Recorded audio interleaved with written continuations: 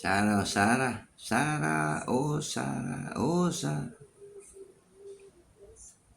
Parehas talaga ng tatay niya. Tatay niya, sabi kahapon, oh, ay, bangag, bangag, bangag, bangag, bangag yung presidente na yan.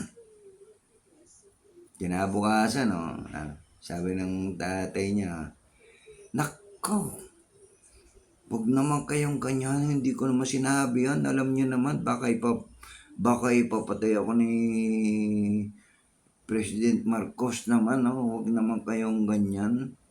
Hindi ko sinabi yan. Pero gano'n nga.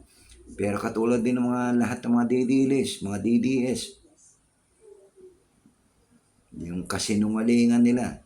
Pag nahuli, kinabukasan, binabago nila yung ano nila. Ayan, ganon din di Sara. Yung anak, mag-resign na raw. Mag-resign ka na. Sabi niya ngayon, kinabukasan, uy, wala akong sinabing ganyan ha. Pero nga, ganon talaga eh. Ganon ang buhay ng mga DDS, mga Duterte supporter. Mga Duterte mismo.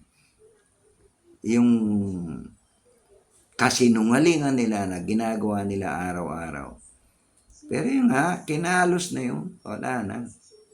Napagutan na ng ulo yung dragon. Ang iniintay na lang natin kung sino yung susunod.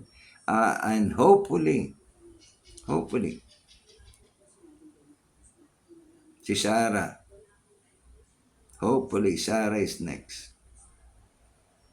Dahil itong Sara na to, kahit na puro scripted lahat yung mga kita, meron siyang 20 tao na gumagawa ng script niya. Dahil hindi makapagsalita ng diretsong English, hindi makapagsalita ng diretsong Tagalog. Lahat ng niya, kailangan na script. Ito, ano ba sasabihin ko ngayon? Ay, wala yan eh. Wala sa agenda ko ngayon yan.